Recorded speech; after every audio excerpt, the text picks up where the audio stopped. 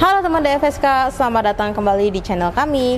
Nah, kalau kemarin kita sudah dibahas tentang 560, kali ini coba kita bahas tentang DFSK Gelora.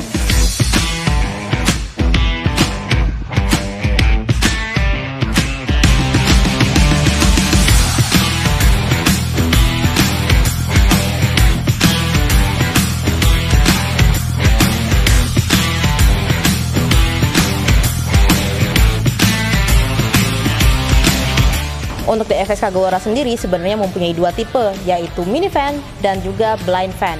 Nah, dan kali ini kita berkesempatan untuk mereview yang blind van-nya.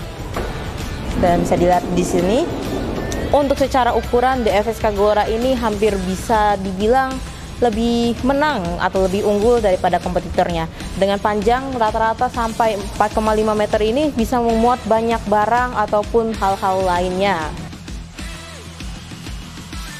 Biasanya untuk blind van ini sendiri digunakan untuk kurir, untuk mengirim paket-paket, ataupun bisa juga digunakan untuk hal-hal lain seperti ambulans.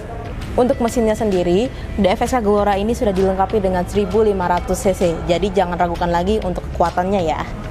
Nah, untuk interiornya bisa dibilang cukup normal ya, seperti biasanya adanya AC, ada juga tombol-tombol seperti biasa ini untuk radio dan lain-lain. Ada juga untuk tombol untuk AC, mengatur AC.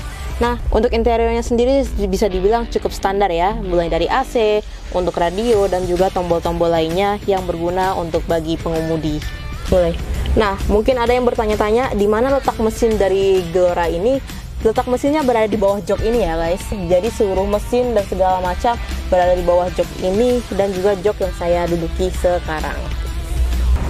Bagi Anda pelaku usaha travel ataupun juga ingin memiliki sebuah ambulans ataupun sebagai jasa kurir pun, mobil Gelora ini sangat berguna bagi kalian. Dan satu fun fact lagi, DFSK sudah mengeluarkan versi elektrik dari Gelora ini, baik untuk blind van ataupun juga minibusnya. Untuk pemesanan kalian bisa banget kunjungin di official dealer kita di alamat di bawah ini ataupun hubungi kami di nomor ini. Sampai jumpa di episode berikutnya dan jangan lupa untuk like, comment, dan subscribe.